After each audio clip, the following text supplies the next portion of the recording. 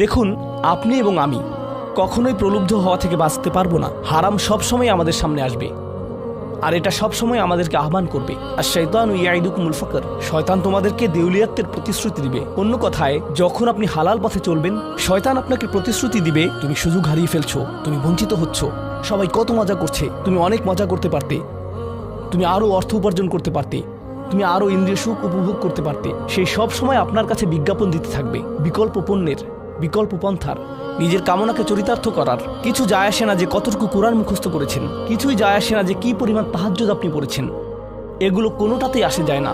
শয়তান থামবে না। দিন শেষে আপনি তো একজন মানুষই, দিন শেষে কামনা বাসনাগুলো আপনার মাঝে থাকবে, আর শয়তান থামবে না, সে আপনার পেছনে লেগেই থাকবে। শয়তানের একটা কৌশল আল্লাহ বর্ণনা করেছেন। তার মনস্তাত্ত্বিক কৌশলটি হলো যায়্যানা লাহুমুশ শাইতানু আমালাহুম। শয়তান তাদের কাজগুলোকে তাদের কাছে আকর্ষণীয় করে দেয়।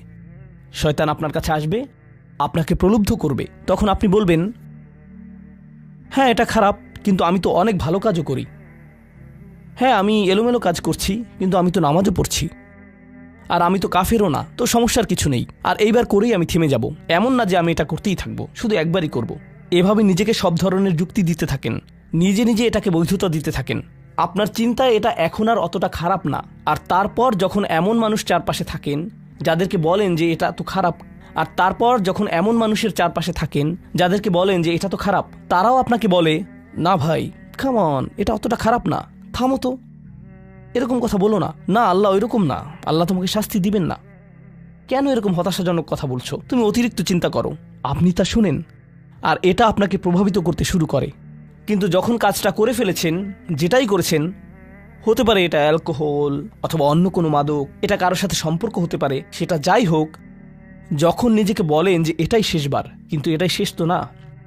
কারণ যখনই কাজটা ঘটে যায় আর কয়েকদিনের মধ্যে অনুশোচনাও কেটে যায়, তখন মোবাইলে আরেকটা মেসেজ চলে আসে, তারপর আরেকটা দাওয়াত আসে, তারপর আপনি বলেন না এটাই শেষবার, আবারও সেই চক্রে আটকে যান, আর আবারও সেটা করেন, আর তা করতেই থাকেন। শয়তান ঠিক এটাই চেয়েছিল। মানুষ এই চক্র বন্ধ করতে পারে, আল্লাহর প্রতি নিবিষ্ট হয়ে বলতে পারে, ইয়া আল্লাহ, আমার বন্ধুরা কি বলছে তাতে কিছু যায় আসে না, শয়তান কি ওয়াসওয়াসা দিচ্ছে তাতে কিছু যায় আসে না, কতবার এই বিভৎস চক্রে আটকা পড়েছি তাতে কিছু যায় আসে না। আমি ফিরে আসলাম, আমি ফিরে আসলাম, আমি ফিরে আসলাম 2 দিন অনুতপ্ত থেকে আবারও পাপে লিপ্ত হওয়া থেকে। আমি ফিরে আসলাম আপনার কাছে ক্ষমা চাওয়ার পর আবারও পাপ করা থেকে। ওয়ালাম ইউসিরু আলা মা ফাআলু ওয়া হুম ইয়ালামুন। তারা পাপ কাজগুলো বারবার করে না, আর তারা জানে যে তারা কি করছে। আমি সেই লোকদের অন্তর্ভুক্ত হব না। ওয়ালাইসাতিত তাওবাতু লিল্লাযিনা ইয়ামালুনা সাইয়্যাত। তওবা, অনুশোচনা তাদের জন্য কাজ করে না যারা পাপ করতেই থাকে। এমনকি তওবা করার পরেও এটা সেই মানুষদের জন্য না যারা এই চক্রে আটকে যায়। এটা তাদের জন্য যারা বলে, ইয়া আল্লাহ, আমি জাহান্নামে যেতে চাই না, আমি জাহান্নামের যোগ্য অনেক কাজ করেছি, কিন্তু এখন আমি থেমে যাচ্ছি। আর এটাই চূড়ান্ত।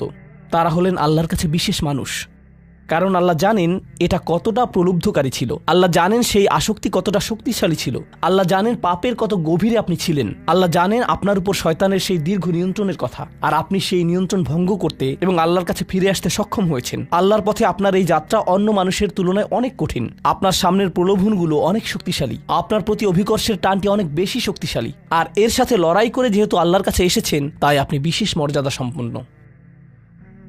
এটা মনে করবেন না যে আমি তাহাজ্জুদ পড়ি না তাই আমি অতটা ভালো না, অথবা আমি আরবি জানি না, বা আমি এখনো সম্পূর্ণ কোরআন পাঠ করিনি, আর আমি তাজবিদের নিয়মগুলো জানি না। না না না না না, আপনার বিশেষত্ব এজন্য না যে আপনি 17 বার হজ করেছেন। আপনার জ্ঞান এবং ইবাদতের জন্য আপনি আল্লাহর কাছে বিশেষ না, আপনি আল্লাহর কাছে বিশেষ মর্যাদা সম্পন্ন, কারণ আপনি পাপ থেকে বেরিয়ে এসেছেন, আর আপনি শুধু তার ভয়েই ভীত। এটাই আপনাকে আল্লাহর কাছে বিশেষ মর্যাদা সম্পন্ন করে। তাই আপনিও ইবাদুর রহমান। তো এখান থেকে আল্লাহ আমাদেরকে সম্পূর্ণ বিপরীত দিকে নিয়ে যাচ্ছেন। এই প্রত্যেক শ্রেণী সম্পর্কে চিন্তা করুন, কিভাবে এগুলো আপনার সাথে প্রাসঙ্গিক, কিভাবে আপনি আল্লাহর কাছে বিশেষ মর্যাদা সম্পন্ন হতে চান, কিভাবে আপনি আল্লাহর নৈকট্য পেতে চান, কিভাবে আমি আল্লাহর নৈকট্য পেতে চাই। আমাদের কাছে এটা আসলে কতটা মূল্যবান। পাপ হলো এক প্রকারের ভালোবাসা। আমরা এর মোহে পড়ে যাই, আমরা এতে আসক্ত হয়ে যাই। আর এই অনুচ্ছেদটি আসলে ভালোবাসার একটা প্রতিযোগিতা, কারণ আপনি ইন্দ্রিয় সুখ ভালোবাসেন, আপনি এই পাপগুলোকে ভালোবাসেন, আর আপনি তা ছাড়তে চান না, কারণ এতে আপনার সুখানুভূতি নষ্ট হবে। আর অন্যদিকে আল্লাহ বলছেন, আমি আমার নিজের দ্বারা সেই সুখকে প্রতিস্থাপন করে দিব, আমি এটাকে আমার নৈকট্য দ্বারা প্রতিস্থাপন করে দিব। আল্লাহ এই সুযোগ দিয়েছেন। আপনার নিজেকে এই সমীকরণের আলোকে সিদ্ধান্ত নিতে হবে। আপনি এই পরিস্থিতিতে পড়বেন, অন্য কেউ জানবে না, কেউ জানবে না যে আপনার মাথায় কি সংগ্রাম চলছে, কেউ জানবে না, শুধু আল্লাহ জানবেন। আর প্রসঙ্গক্রমে উদাহরণস্বরূপ আপনাদের কেউ কেউ যখন হারাম সম্পর্কে জড়ান, নিশ্চিত বলছি না, আপনাদেরকে অভিযুক্ত করছি না, কোনো মানুষ, আপনারা না, কোনো মানুষ যাদেরকে আপনারা চিনেন, তারা হয়তো অনৈতিক সম্পর্কে জড়িত, আর আপনি তা থেকে বের হতে চাচ্ছেন। তো আপনি এই আলোচনা শুনে তাকে মেসেজ দিলেন, আমি আর এটা করতে পারবো না। সে উত্তর দিল, তুমি কি আমাকে ভালোবাসো না? তুমি এখন আমাকে ঘৃণা করো? তুমি কি মনে করো যে আমি তোমার জাহান্নামে যাবার কারণ? আমি কি এতটাই খারাপ? এখন আপনি বলছেন, না তুমি অতটা খারাপ না, না আমি তোমাকে ভালোবাসি, তুমি মোটেই খারাপ না, তুমি অনেক ভালো। ঠিক আছে, যদি আমার সাথে সম্পর্ক সমাপ্ত করতে চাও, আজকে রাতে আমার সাথে দেখা করো, আর আমার মুখের সামনে এটা শেষ করো। না, এটা আমি করতে পারবো না। ঠিক আছে, তুমি আমাকে ঘৃণাই করো, আচ্ছা ঠিক আছে, আমি আসছি। এটা আবার শুরু হয়ে গেল, আর এরপর আপনি আবারও তওবা করতে চান। দেখতে পাচ্ছেন, এটা শুধুমাত্র আপনি না, আপনি হয়তো আবেগগতভাবে কোনো কিছুতে জড়িয়ে যেতে পারেন, আর এখন আপনি আবেগগতভাবে ব্ল্যাকমেলের শিকার হচ্ছেন। এর দ্বারা আপনি খারাপ বোধ করবেন। আপনাকে এর বিরুদ্ধে যুদ্ধ করতে হবে, আপনাকে এটা অবদমন করতে হবে, আর আপনাকে উপলব্ধি করতে হবে যে আপনি হয়তো কাউকে হতাশ করছেন, কিন্তু আল্লাহকে সন্তুষ্ট করছেন। আর আপনি এটা শুধু নিজের জন্যই করছেন না, বরং এটা ওই মেয়ের জন্যও করছেন, বা ওই ছেলের জন্যও করছেন যে আপনার মেসেজের জবাব দিচ্ছে। সে আল্লাহর সামনে দাঁড়াবে এটাও আপনি চান না। আপনি যদি তাকে আসলেই ভালোবাসেন, শুধুমাত্র যদি তাকে কামনা না করেন, বরং তাকে ভালোবাসেন, তাহলে আপনি তাকেও রক্ষা করতে চাইবেন। তো এখন আমরা খুবই অপ্রত্যাশিত স্থানে চলে যাচ্ছি। আল্লাহর কাছে আরও কে বিশেষ মর্যাদা সম্পন্ন? আল্লাযীনা ইযা আনফাকু লাম ইউসরিফু ওয়া লাম ইয়াকতুরু ওয়া কানা বাইনা যালিকা কওয়ামা। এই মানুষেরা যখন তারা অর্থ ব্যয় করে, তারা সকল অর্থ উড়িয়ে দেন না, তারা অতিরিক্ত খরচ করেন না, আর তারা কৃপণও নয়। তারা অনেক বেশি খরচ করেন না, আর তারা অনেক কমও খরচ করেন না। তাদের বাজেট ভারসাম্যপূর্ণ। বাজেটের সাথে আল্লাহর নৈকট্যের সম্পর্ক কি?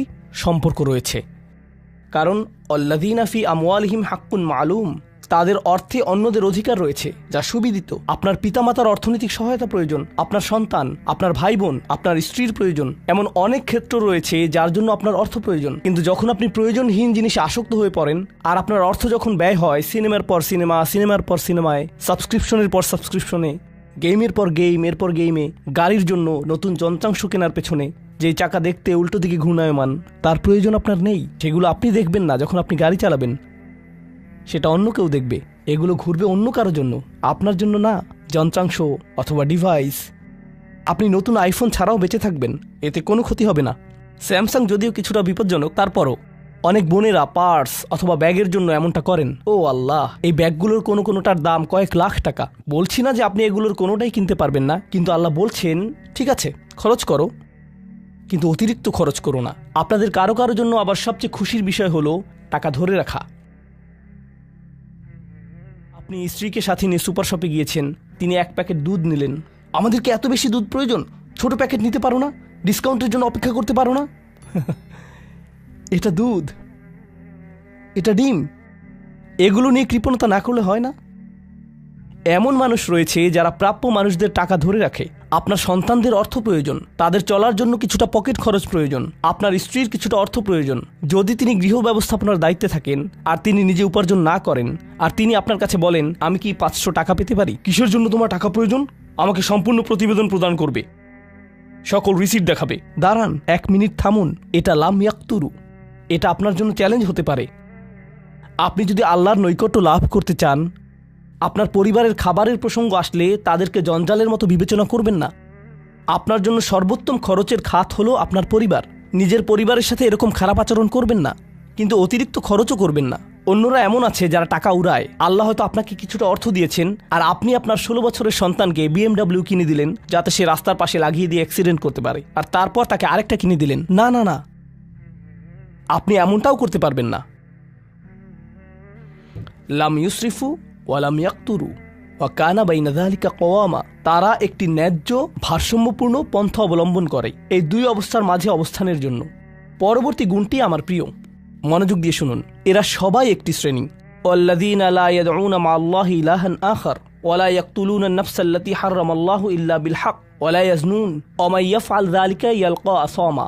তারা আল্লাহর পাশাপাশি অন্য কোনো উপাস্যের কাছে প্রার্থনা করে না, আর আল্লাহর পাশাপাশি অন্য কোনো উপাস্যের কাছে প্রার্থনা না করা অবস্থায় তারা কাউকে হত্যা করে না এবং তারা ব্যভিচারে লিপ্ত হয় না।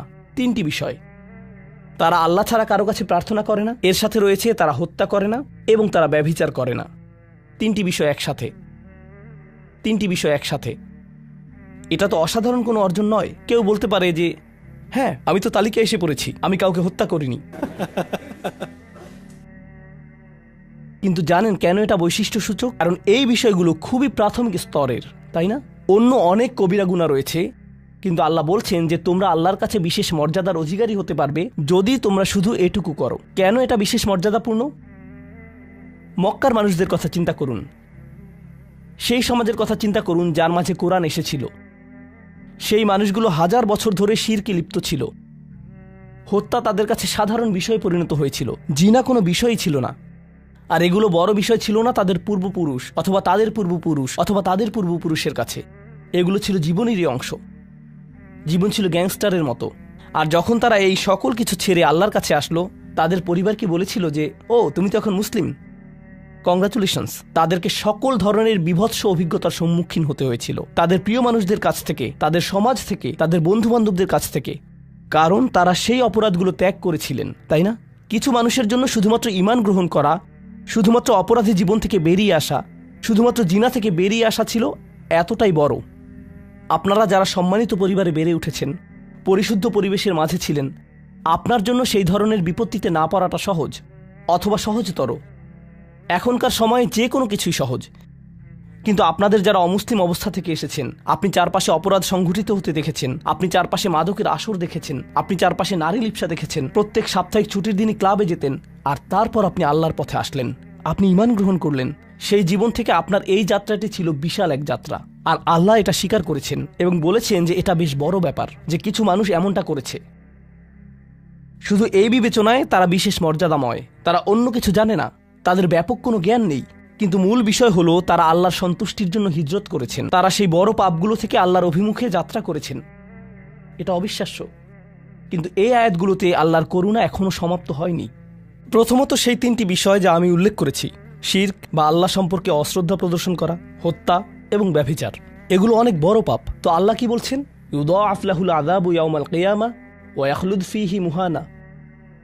এমন মানুষের জন্য শাস্তি দ্বিগুণ করা হবে, আর তারা সেখানে থাকবে অপমানিত অবস্থায়। এই পাপগুলো আল্লাহর কাছে ছোট বিষয় না, বিশেষত তিনটা পাপ একসাথে।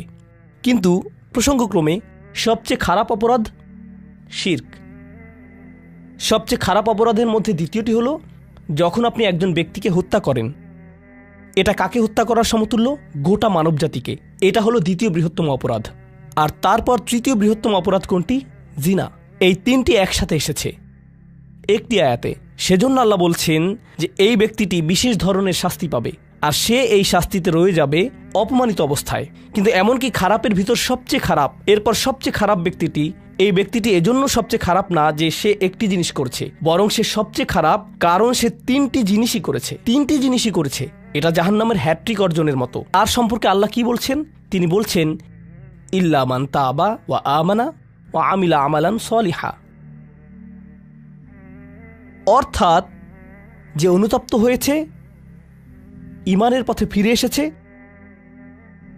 এবং তখন থেকে ভালো কাজ শুরু করেছে, তার জন্য নিয়মের ব্যতিক্রম হবে। এটা উপলব্ধি করাটা গুরুত্বপূর্ণ। আল্লাহ বর্ণনা করছেন নিকৃষ্টের মধ্যে নিকৃষ্ট, আর চেয়েও নিকৃষ্ট। আর তারপর বলেছেন এমনকি সেই ব্যক্তির ক্ষেত্রেও যদি সে আমার কাছে ফিরে আসে, আমি তাকে শাস্তিতে নিক্ষেপ করব না। কিন্তু এতটুকু যথেষ্ট না। আমরা কথা বলছি ইবাদ আর রহমানের ব্যাপারে, যিনি অবিশ্বাস্য রকমের করুণাময় সত্তা। তো তিনি তাদেরকে শুধুমাত্র জাহান্নাম থেকে রক্ষা করেই ক্ষান্ত হবেন না, তিনি আরও কি করবেন? ফাউলাইকা ইউবাদদিলুল্লাহু সাইয়্যাতিহিম হাসানাত। সেই মানুষগুলোর মহাপাপগুলোকে প্রতিস্থাপিত করবেন। আর আমি আপনাদেরকে মনে করিয়ে দিচ্ছি সেই পাপগুলো কি? শিরক। ইন্নাশ শিরকা লাযুলমুন আযীম। হত্যা, কাআন্নামা কাতালান নাসা জামিআ, সে যেন গোটা মানবজাতিকে হত্যা করলো। এবং জিনা, ব্যভিচার, সবচেয়ে বড় পাপ এগুলো। আল্লাহ বলছেন যে পাহাড় সমান তাদের এই সমগ্র পাপ কাজগুলোকে আমি প্রতিস্থাপন করে দিব ভালো কাজ দিয়ে। কিন্তু তারা এখনো কোনো ভালো কাজ করেনি, তারা এখনো নামাজ পড়েনি, তারা এখনো ইবাদত করেনি, তারা এখনো হজ করেনি, তারা এখনো দান করেনি। তারা মূলত যা করেছে তা হলো অনুতপ্ত হয়েছে। আর এখন থেকে তারা ভালো কাজ করবে, আল্লাহর জন্য এতটুকুই যথেষ্ট। তাদের পাহাড় সম পাপগুলো নিবেন, যা তাদেরকে চিরকাল জাহান্নামে নিক্ষেপ করতে অপমানিত অবস্থায়, আর তিনি এই পাহাড় সম পাপগুলোকে নিয়ে পাহাড় সম ভালো কাজে পরিবর্তিত করে দিবেন। এটাই আল্লাহ করবেন তাওবাকারীদের জন্য। আপনিও বিশেষ মর্যাদার অধিকারী হবেন। শুধু তাওবা করুন।